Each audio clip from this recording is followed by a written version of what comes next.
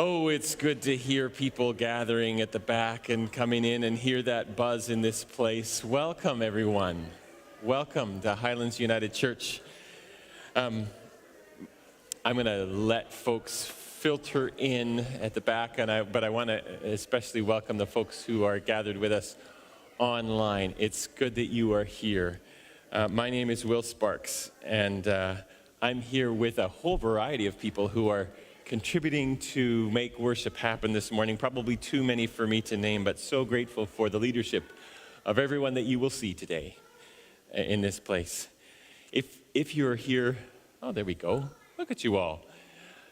If you're here with us online, I would encourage you to go to the bottom right-hand corner of your screen and find the chat box where that's our community space where you can let us know where you're worshiping from, and if you bring any person or situation that you are concerned of, that you're celebrating with this week, feel free to name those people, and those names, our wonderful host, Carrie, will gather up those names and hand them off to the prayer team, who will hold those people in prayer throughout the week. Well, as we feel on a Sunday morning, but throughout the week as well, we are moving increasingly towards in-person opportunities to gather, and that's wonderful. And it's also wonderful to maintain a very real and vibrant virtual community. The virtual aspects of our ministry here at Highlands that we have benefited so greatly from in the last couple of years. Next week will be the first time in more than 2 years that the Spirit Singers will be here actually in person to offer some music. So that is a very big thing for the Spirit Singers and for all of us. They have longed for that moment for a long time. We will be holding a annual congregational meeting next week. It will be on Zoom.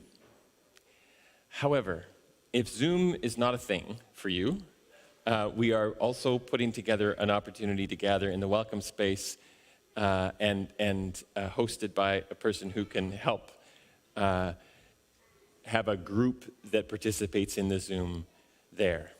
So if you need to participate in person, let us know as we are setting that up, okay?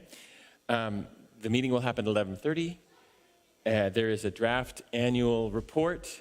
I say draft because there were a couple of late arriving updates. So it is on the website. It will be reposted in its final version on the website probably on Monday or Tuesday. There are some hard copies. If you need to get hard copies, we're trying to save trees. But there are some at the office right now, and we can make more as people request them. So please come, be part of this yearly celebration of a year in the life of Highlands and some decision making around where we're going to go in the coming year or 2 or 5 as well. Everything you need to know about being involved at the church at Highlands is available on our website. You also can find it on our Friday email. If you're not on the list of people that get our Friday email and want to be, send a message to churchoffice@highlandsunited.org, and you can get on that list as well. There's notices on that Friday email about seniors bus trip, which is full now. That's happening this Friday. You'll also see a notice about coffee time this Sunday at 11:30 today. Is a huge opportunity to meet with Kelly Pollock and the Truth and Reconciliation Circle that have been really thinking and praying and strategizing about how we might step into the calls to action of the Truth and Reconciliation Commission as a congregation and as people of faith. So that's an opportunity to have that conversation with someone who really is doing that work on a daily basis, Kelly Pollock. So that's at 11:30 today on Zoom. The Zoom link is in your Friday message. If you don't have that, send me an email, will.sparks@highlandsunited.org, and I will get that to you. And I would really encourage you to be a part of that conversation. As we move towards in-person gatherings, it crossed a few people's minds. How about coffee? Should we do coffee? That would involve lowering your mask and drinking coffee. That is something that we are thoughtful about. But how about who's going to make it and set it up? So we're looking for 5 or 6 people to be on a rotation to make coffee happen on Sunday mornings. We haven't had that for over 2 years. So there may be ways that we want to do that in a different way. But if you want to volunteer to give that some shape and volunteer some of your time on Sunday mornings, that would be fantastic. If you want to do that, talk to Colleen Blair, and she would love to hear from you. Back to the Truth and Reconciliation Circle. That conversation has been kind of happening in various places in the life of Highlands. And in many ways, it starts right here. As we acknowledge the land upon which we stand, and the deep history involving peoples and cultures and nations that are connected with this land. Here at Highlands, we stand on the traditional and ancestral lands of the Coast Salish people, the unceded territory of the Musqueam, Squamish, and Tsleil-Waututh nations, who we respect and long to know more deeply and be in right relation with, in an ever-deepening relationship of justice and peace, respect and reconciliation. So in that spirit, I invite you to take a breath. Settle yourself to be here fully, heart, mind, soul, body. And the prayer bowl will call us into worship.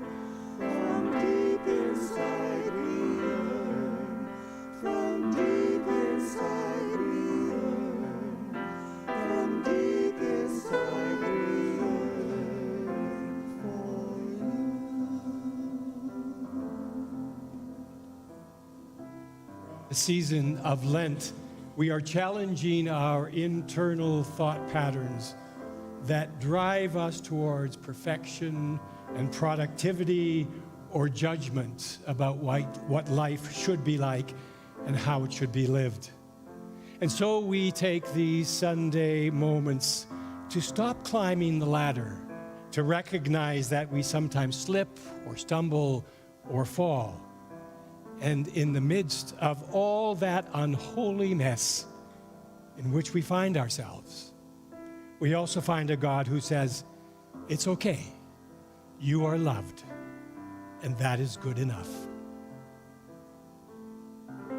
The world around us is aching in so many ways, so many places, and our hearts hurt with the pain of it. The pain that so many endure. And so we light this Lenten candle of lament.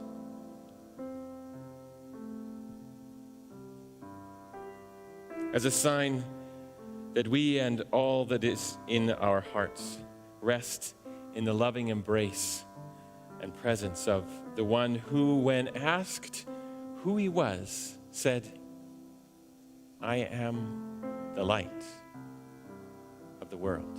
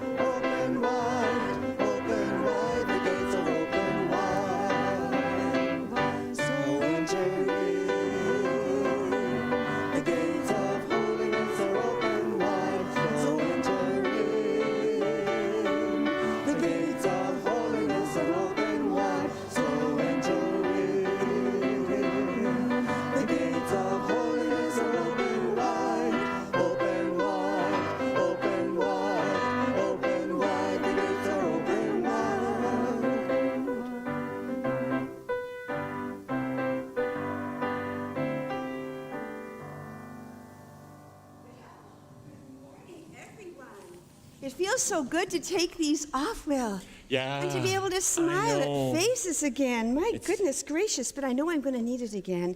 Yep. Thank you for bringing all these things up this morning. Good morning, Edmund. Good morning, Ira. Good morning, Mary. Good morning, Hannah. Good morning, Hayden. Good morning, Kaya. Good morning, Avery. Good morning, Chris. Good morning, Georgia. Hello. Woo! Did it. You did it. Well done. So what did we bring this morning? Can you tell us? Flowers and watering cans. These are Do you fantastic. remember last week, and we were talking about things growing, and it was Julia who reminded us that we needed to water things. And it was, well, the week That was before the it was week raining. before, I remember that, right? Those two watering cans have a little bit of water in still, even though we've watered the floor and the carpet. And our shoes and our socks. Would you, I think there's a couple of, here, if you water them in here, it won't spill on the floor because there's foil in the bottom. Here. Okay. Do you want to water some, Henry? You just pour it in here. This baby needs water. So does this one, actually. Yeah, okay, put a little bit of water. So, and this I will put some of these up here. How about Lovely. that? Can you put the nice, there we go. Yeah, you can put a little bit in. Yeah. Oh. Beautiful. Super duper. That looks awesome. Jill, What's wrong? there's a problem. Why? Something. Will, I'm so sorry. That's my mistake. I promised when I came in this morning that I would check to make sure everything was in place, and I didn't. Oh. That's my mistake. There's the O's missing. Yeah. Yeah, the O's missing. So what are we gonna do? Oh, well, I know. Well, it must be around here somewhere. Well, it's got to be around here somewhere because it was here last week. Was here last week? Yep, definitely. And it's not here now? It's not here now. So where? Maybe we should look for it. Well, look for it. Okay, Where do you is guys want to look for the O? It should be, it's brown like that, and it should have a black letter on it. It's just exactly like Can the you other look one. under things? Where is Yeah, it? look under. Kaya, can you go around the back and look under? Chris, is it in the tarp? pulpit? Is it over there? No? Ken, did you take it? Yes, you would. Yes, you would. I don't know. What are we going to Okay. Well, we can't leave it like that, right? I mean, what's it supposed to say? What's it supposed to say, girls? You've been here long enough. Avery, it's supposed to say good enough. Oh. What does it say? God enough. So what do we what do we do? Good enough. What do we do? What- Well, that's We could not- leave it like that for today and then find one and put one up later. Well, we could, because it's really not a bad message, is it? That's However, we should make another O. So check around. What do we have? Do we have any scissors? Do we have any cardboard? Well, let me just... No. Do we have any paper? No. Can I make an O out of anything? That. I could actually, Kaya, that's great thinking, but I have another idea too. You take that one. Oh, okay, sure. Because look at this. What is this? Oh, it's wet. I'm sorry. You got the shower this time. It's raining again. So what if I do this? I mean, this stuff is magical, actually. Look. Oh, look at you. I think she knows. Yeah, I knew it. Look at that. Yeah. Awesome. Okay, so there's a thumbtack here. So how did the O disappear? The thumbtack's still there. I need a hammer, Will. Don't have a hammer. What can we use for a hammer? Oh, hang on. Oh, perfect.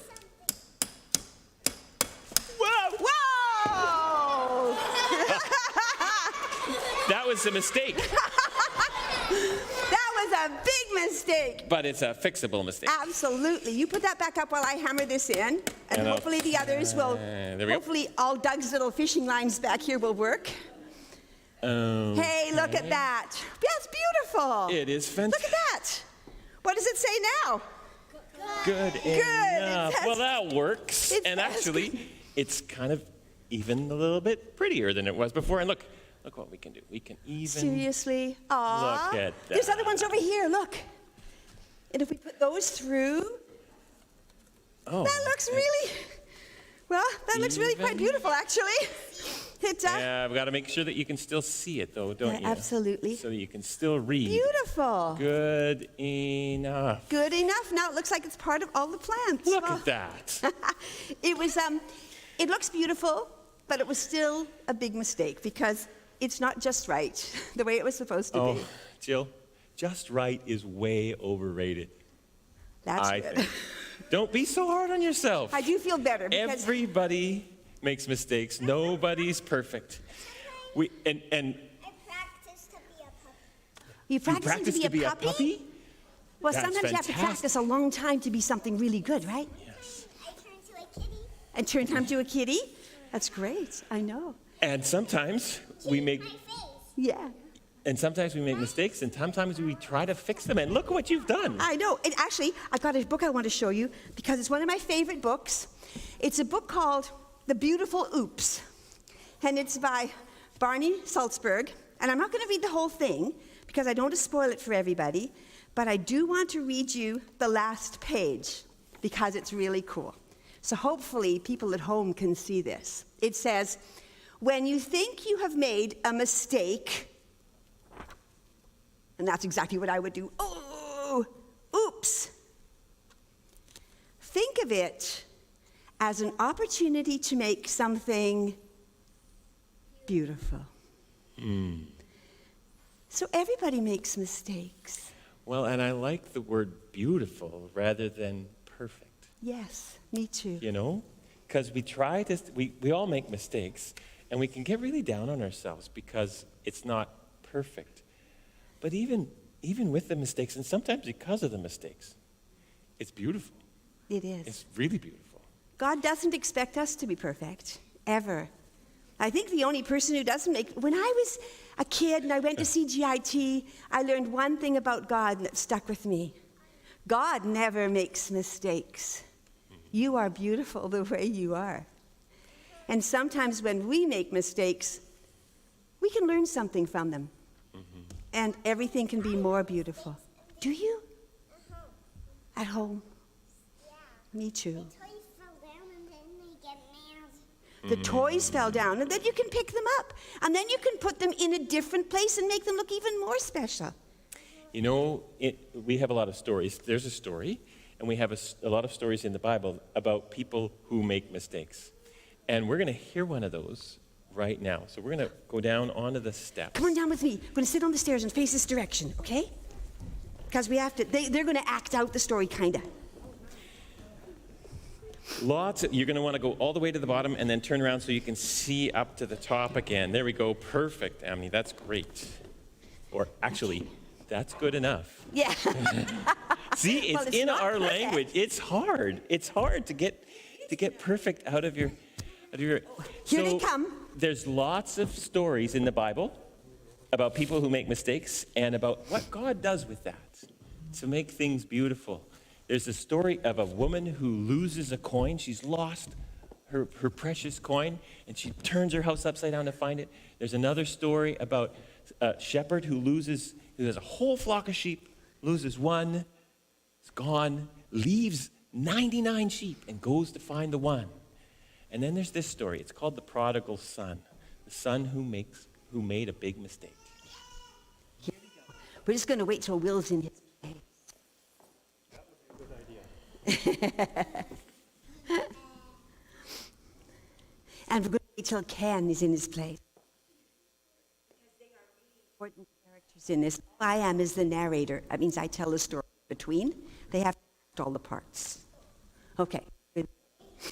Now, all the tax collectors and sinners come here to listen to Jesus. And the Pharisees and the scribes were grumbling and saying, "This fellow welcomes sinners and eats with them." So he told them this story. There was a man who had 2 sons. The younger of them said to his father, Father, give me the share of the property that will belong to me. So the father divided his property between them. A few days later, the younger son gathered all he had and traveled to a distant country. And there he squandered his property on dissolute living.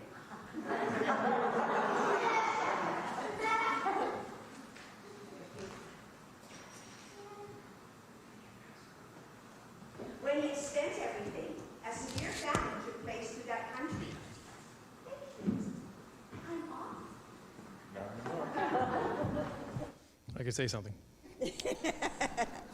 When the son had spent everything, a severe famine took place throughout that country, and he began to be in need. So he went and he hired himself out to one of the citizens of that country, who sent him to the fields to feed the pigs. Right. He would have gladly filled himself with the pods that the pigs were eating, but no one gave him anything. And when he realized what he needed to do and he came to himself, he said, How many of my father's hired hands have bread enough to spare, but here I am dying of hunger? I will go to my father, and I will say to him, Father, I have sinned against heaven and before you. I am no longer worthy to be called your son. Treat me like one of your hired hands. So he set off, and he went to his father. He went home. But while he was still far away from home, his father saw him, and he was filled with love and compassion. And he ran, and he put his arms around him, and he kissed him. And then the son said to him, Father, I have sinned against heaven and before you. I am no longer worthy to be called your son.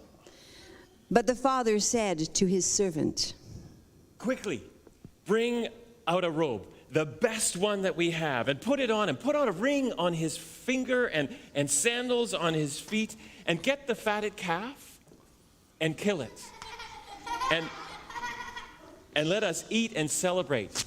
For this son of mine was dead and is now alive. He was lost and is now found. and they began to celebrate. Woo! Woo! Now, his older son was working hard in the field. And when he came in and got near the house, and he heard music and dancing, he called the servant, and he said, "What's going on?" The servant replied, "Your brother has come, and your father has killed the fatted calf, because he has got him back safe and sound." Then the older son became angry and refused to go on working. His father came out and began to plead with him, "Please keep working." But he answered his father, For all these years, I have been working like a slave for you, and I have never disobeyed your command. Yet you have never given me a young goat so that I might celebrate with all my friends. But when this son of yours comes back, who has devoured your property with prostitutes, You killed the fatted calf for him. Then the father said to him, Son, you have always been with me, and everything that is mine is yours. But we had to celebrate and rejoice because this brother of yours was dead, and he is alive. He was lost, and now he is found.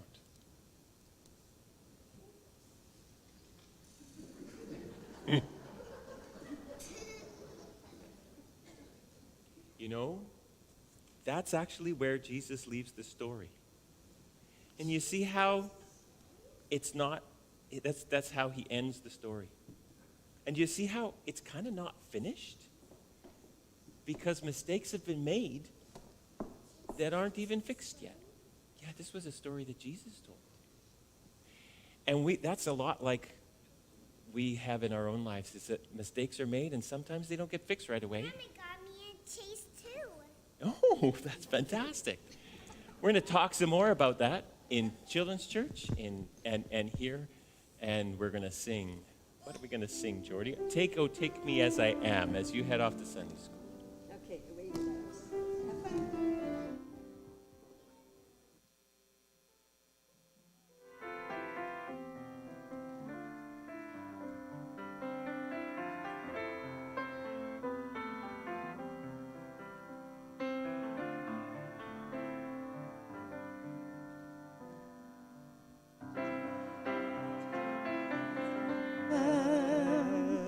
Summon out what I shall be. Set your seal upon my heart and live in me. Take me as I am. Summon out what I shall be. Set your seal upon my heart and live in me. Take me as I am. Summon out what I shall be. Set your seal upon my heart and live in me.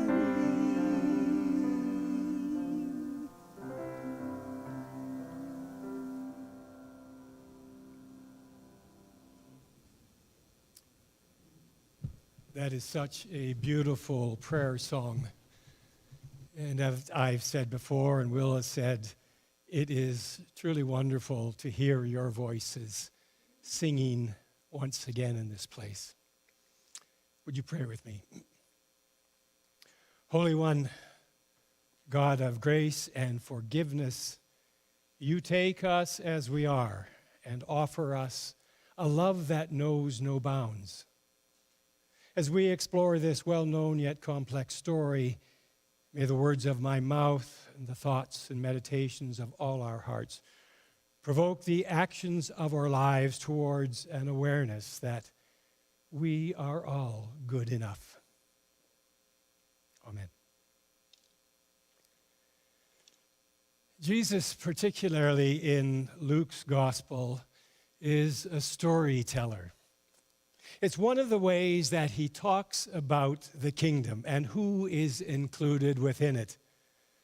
Most often, he uses parables to impart an important lesson to those who will listen.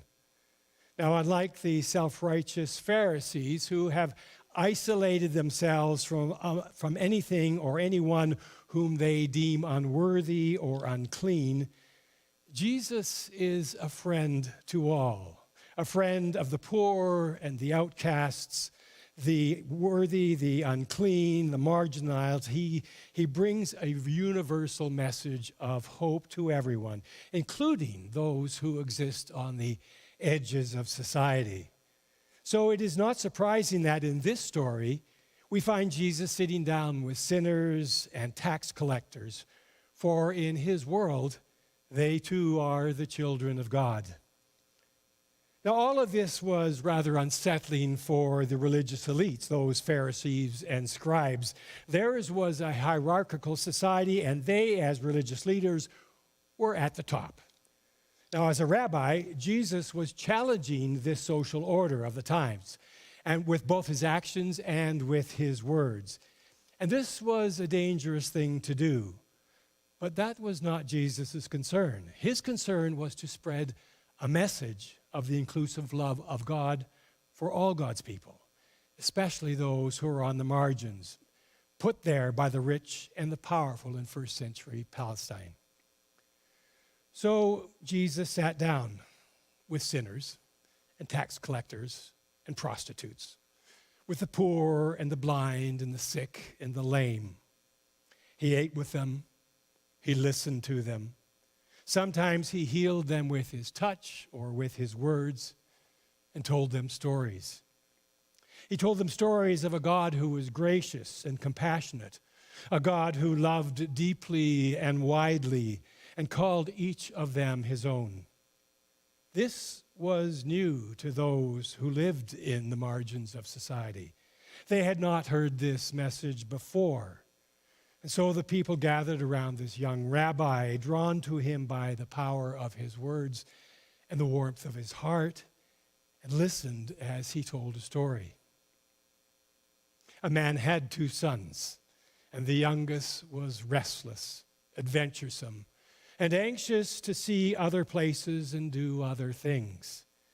So he demanded his inheritance from his father, and receiving it, strikes out on his own for far-off adventures, leaving behind his family, his farm, and all that he has known. The young lad heads for the bright lights of the big city and all the revelry that he can find. In first century Palestine, it would have been scandalous for the youngest son to ask in this way for his inheritance, his share of the family property, for that's what it was. It was like wishing his father was dead, as that would normally be the only way that he could get that inheritance. More scandalous was his father saying yes, which meant selling a portion of his land, ancestral land that the Jewish people believed was given to them by God. To everyone in their community, the son's request was shameful, and the father's response was disgraceful. But seemingly, neither cared. Jesus' listeners would be in for more scandal as the story continues. The bright lights and the lurid temptations of the big city proved overwhelming. And it's not long before the young man's money is squandered, and as famine strikes the land, he, in desperation, takes the only job that he can find, slopping out a less than kosher pigsty. Oh my, how low can a Jewish boy go? Hungry and thirsty, cold and alone, the young man is lost and longs for home.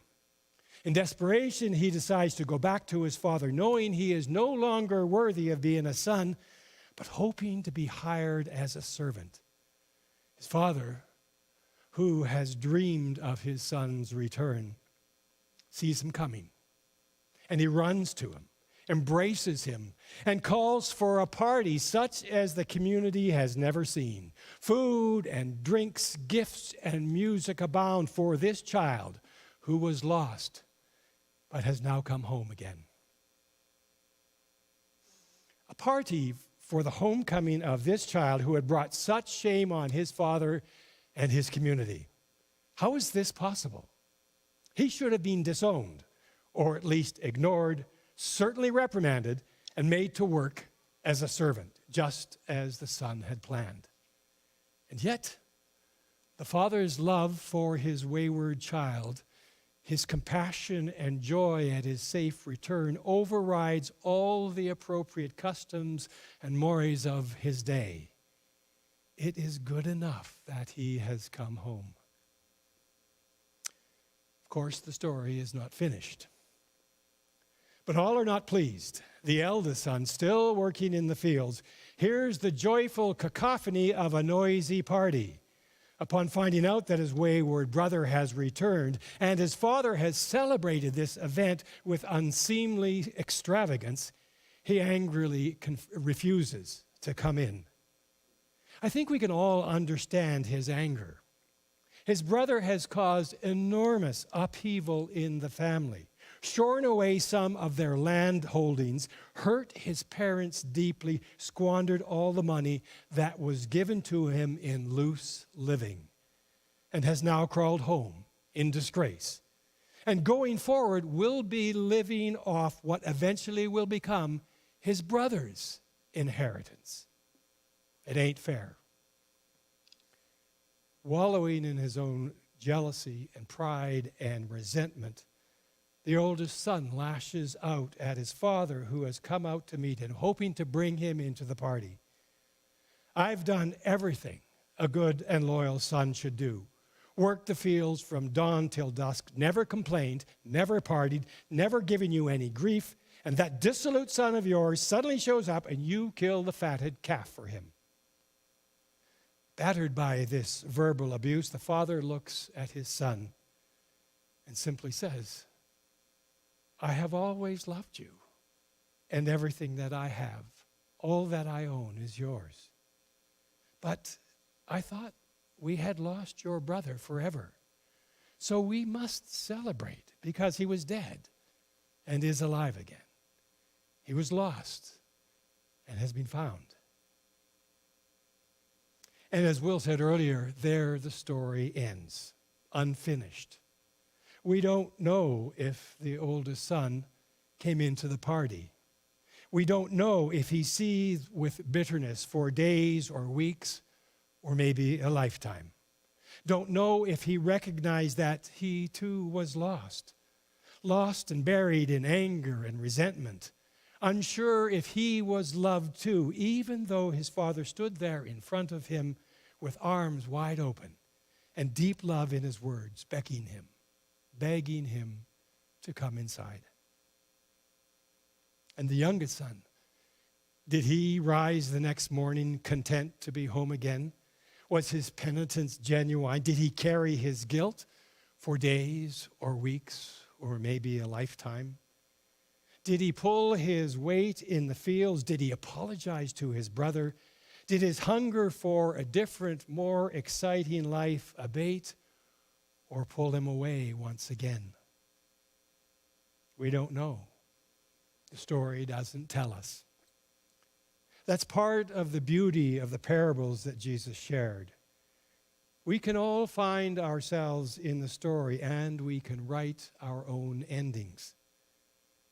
For many of us, we have at different points in our lives been all three characters. It takes courage, if not foolishness, to strike out on our own as the youngest son did. And even more courage and a strong dose of humility to come home again when things don't pan out as you had hoped. The eldest son's stubborn reaction is born out of his sense of injustice, an injustice that proclaims that he has done all the right things, lived the right way, been faithful to his father, and now the party is for the one who has done none of this. Does he stand outside all alone being right, or come inside and join the sinners and the saints and the party? How often have we felt as confused as he did, feeling like we just weren't enough? It's just not fair. But life is not about fairness. Life is about grace and wholeness and love. The Father knows this. It would have been easy and understandable for the father to treat his youngest son with disdain and punish him for his transgressions. But he seemed to have a deep knowing that for some, a hunger for something new must be satiated.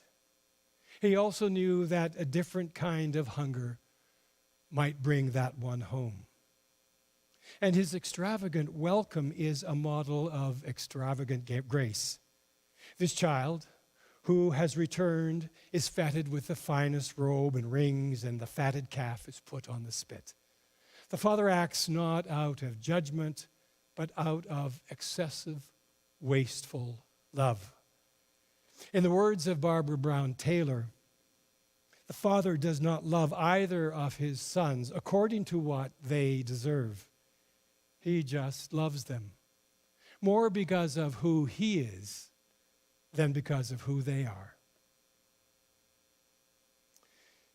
You can imagine how Jesus' listeners reacted to this story, and that includes us. Many of them were lost, rejected, and quite possibly estranged from both family and community.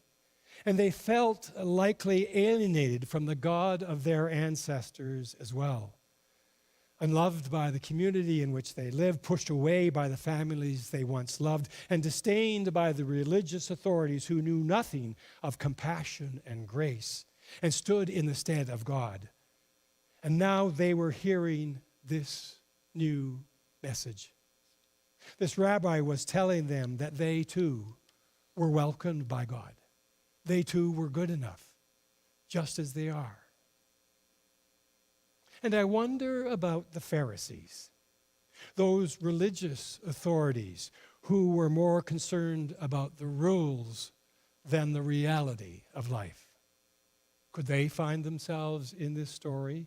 Did they hear an invitation to return to a life with God that is less rigid and more joy-filled and inclusive? Jesus came for the lost and the found, for the tax collector and the sinner, for the Pharisee and the scribe, for the righteous and the self-righteous, the broken and the whole. Jesus came for all, inviting all into new life. There is so much we don't know, can't know about God. Despite the certainty of some, God is holy mystery. God is unfathomable. God is beyond understanding. But what we know, what we trust, is that God is love. In our Thursday Bible conversation, we Googled prodigal, and this is what we found from the Oxford Dictionary. Adjective: prodigal, spending money or using resources freely and recklessly, wastefully extravagant. Sounds like the prodigal son. Having or giving something on a lavish scale. Sounds like the prodigal father. Or maybe even the prodigal God. In this parable of the prodigal son and the prodigal father and the prodigal God, Jesus gives us a glimpse of what God is like. God is love. God is enduring, unending, extravagant, grace-filled love. God says that each one of us is good enough. In the ancient memories of the Hebrew people, God chose them for God's own. They weren't perfect, far from it, but they were God's people. So too, God has chosen us, chosen all of us, all humanity and all creation. We are the ones for whom God yearns. We are the ones for whom God awaits. We are the ones that God celebrates with food and wine and music and dancing when we return into God's embrace. As God has welcomed us, so God also asks us to see and welcome others. Asks of us to be God's face of love to those who are struggling on this path of life. Asks us to be angels of grace to those in need. Not all prodigal stories turn out as this one did. Many take a road that has no return. Many don't have a loving family to return to. Many seemingly remain lost for a lifetime. Many struggle to find their way. Many feel trapped by the judgment of others or trapped by the judgment they inflict on themselves. Some mistakes seem harder than others to recover from. But God is present with them, with all of them as well. God weeps when they are lost and celebrates when they are found and encourages all of us to be companions on the road of life for each other and for all we meet. Jesus calls us to love one another. Of course, that's not easy, and most often we don't get it right. And that's usually because we don't love ourselves enough. because our lives aren't perfect, because we don't feel good enough. That's our perception.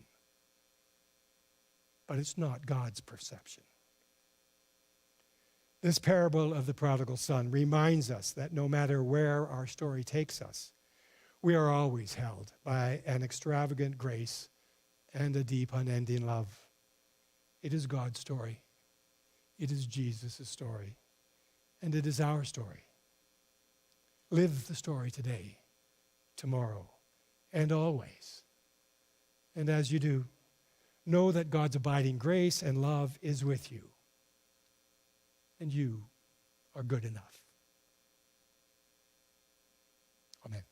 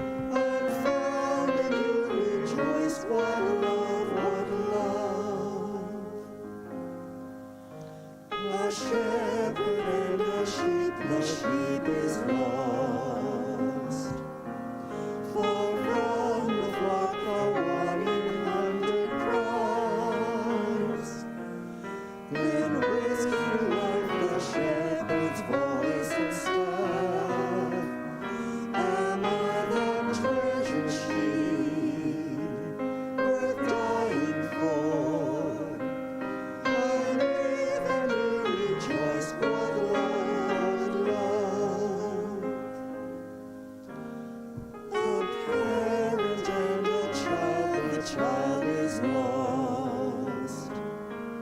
The parent feeds on memories and hope. The prodigal unhusks their one last chance. Am I that treasured child worth waiting for? I'm home and you rejoice, what love, what love. Dear God, you sought us when the world was lost. You gave your only Son at what a cost. Your Spirit welcomes home the tempest tossed. Now kingdom be all you were dreaming from. We're safe and you rejoice. What a love, what a love.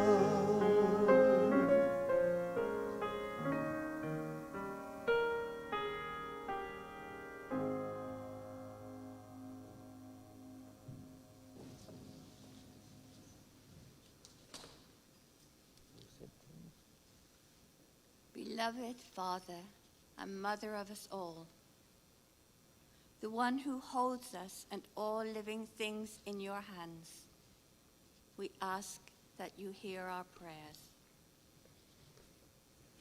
We stand before you with hearts that fly to you in joy, knowing that you are ever present and your love always surrounds us. Our hearts lift and joy fills us when we turn our eyes to the wonders of life on this beautiful earth, and we are grateful for so many things. We are humbled by the random acts of kindness shown by loving friends and unknown strangers. We rejoice as we witness your love being shared in homes and communities, and we see your presence in acts of compassion and kindness given to those in need. We see you in the courage and strength shown by all who actively provide help and succor to a world being torn apart. You are the love, and we are your grateful and thankful people. Everlasting God, you who knows every heartbeat of your creation, know that we come to you conflicted in our joy in you and our sorrow for the world. Our hearts break, Lord, when we witness deeds that cause pain and hurt, actions that separate us from each other.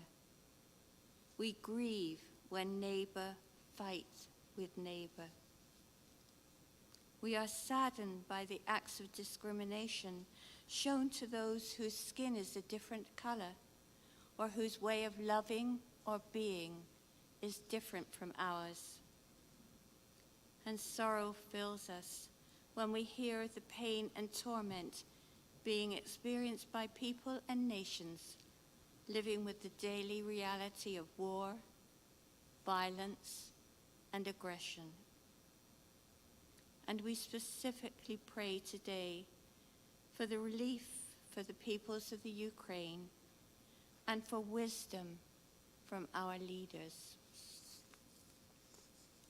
Beloved God, give us courage to live with open hearts and see each other, to celebrate our differences and know that we are all one in your eyes and beloved by you. We long to be a loving and caring people. Please be with us, Lord, as our thoughts and our love go out to those mentioned on your prayer list, as well as all who are held in the quiet of our hearts.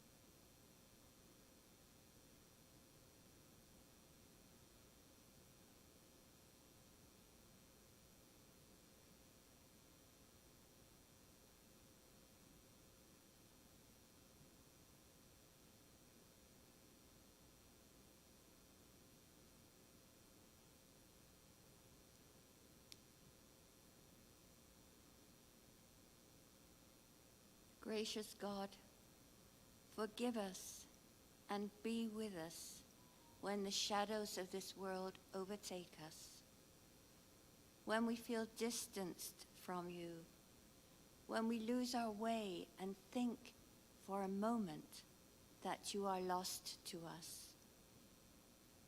Even in these times, if we open our hearts and listen, your voice comes to us and we are comforted in knowing that we are never lost to you. Thanks be to God. Amen.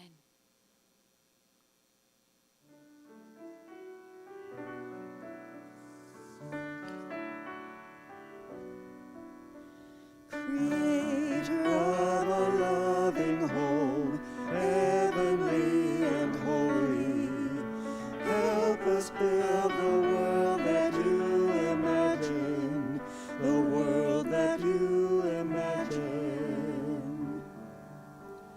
May our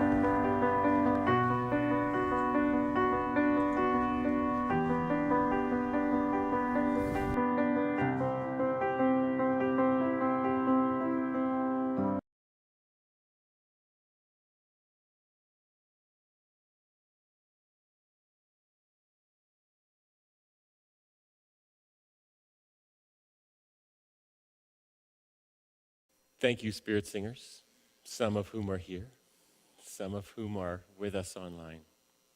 Thank you for your faithfulness to continue to interpret the word and the presence of God among us musically. And we look forward to that happening in person. It's such a challenge sometimes, to see ourselves as God sees us and then believe what God sees. It reminds me of that Mariana Williamson quote. Our deepest fear is not that we are inadequate. Our deepest fear is that we are powerful beyond measure. You are meant to shine. We shrink back from that. Among other things, the reason we at Highlands exist even is to help each other believe that, to believe that, and then step by step live into it. Shine. And like a night sky where every star makes a contribution, every light in community makes a contribution, every light matters, every light contributes something to the beauty of the whole, even when we make mistakes and then carry on, sometimes even especially then. Next week, we will be celebrating our annual meeting. We will be holding our annual meeting and celebrating a year in the life of that cluster of people who are trying to help each other shine and shine as a collective. It's a chance to look with gratitude at some of that activity and to make some decisions about how that's going to look in the future. To what is God calling us in the coming years?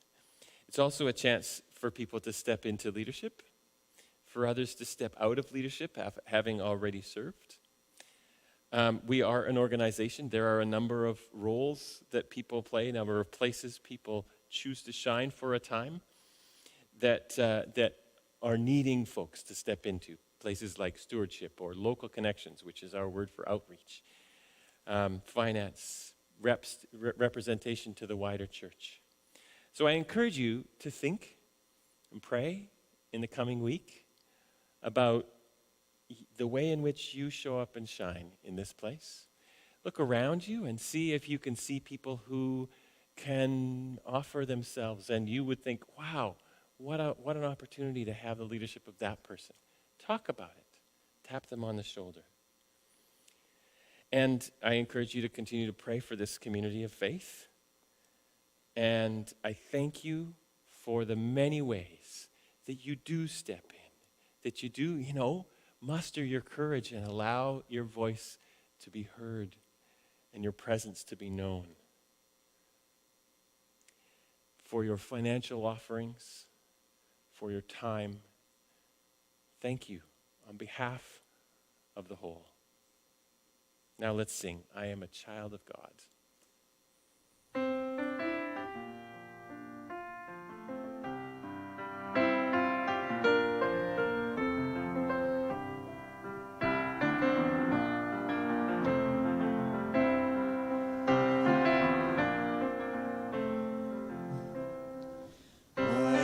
Child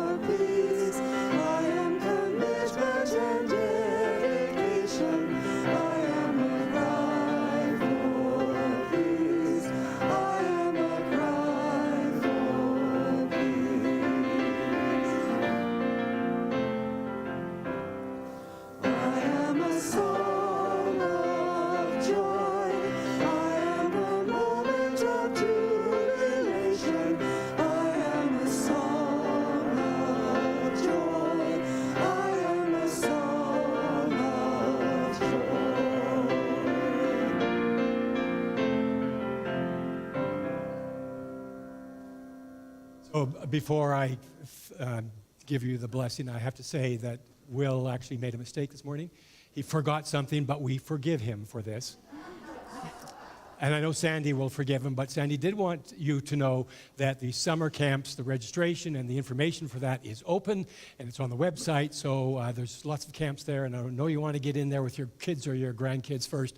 So jump on the website and find out about the information on those camps and register for it. You are a child of God. You are God's endless prayer, God's angry voice, God's cry of peace, God's song of joy. So be that as best you can. And go into this day, this week, this life, knowing that our God, who loves all of creation, especially the broken bits, and that includes us, our companion, Jesus, our companion on this crooked path we call life, and the Holy Spirit, who lights our way in sometimes surprising ways. They go with us, holding us, loving us, reminding us that we are all good enough. Go in peace. Amen.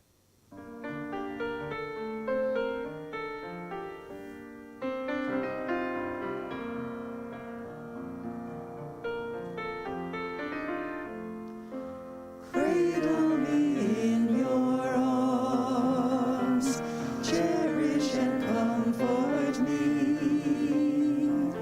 Oh Jesus, source of healing love, in your presence I am free.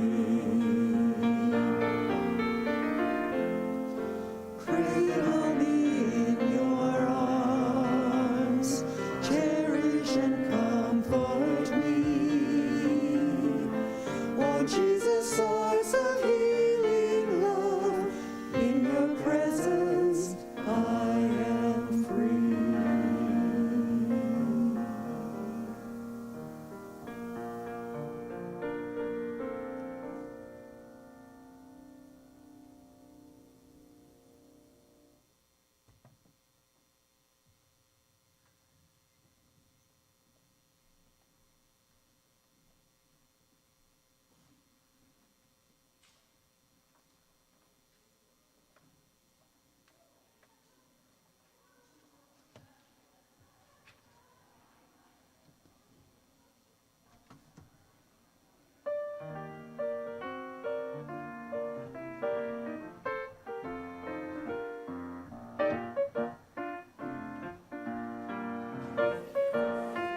Well, thank you very much for being here today. It's really good to have your presence here. We enjoyed Ken's message and that message of good enough, and I hope you will take that with you on your way into the week.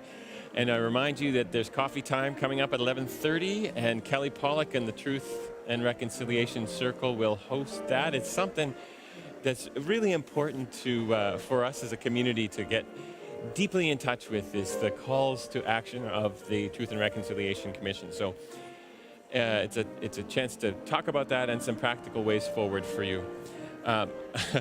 Yes, I made a mistake. Yes, I forgot about summer camps registration. There is a great set of 5 summer programs this summer for children and youth, and I would commend those to you. Please get the word around. We are hiring summer staff thanks to a federal grant, and it will be really fantastic. So as you make your way through this week, may you be blessed with the openness to God's presence, the willingness to risk, to make mistakes, to see what happens, and to be blessed by the one who made you all the way along. Have a good week. See you next week.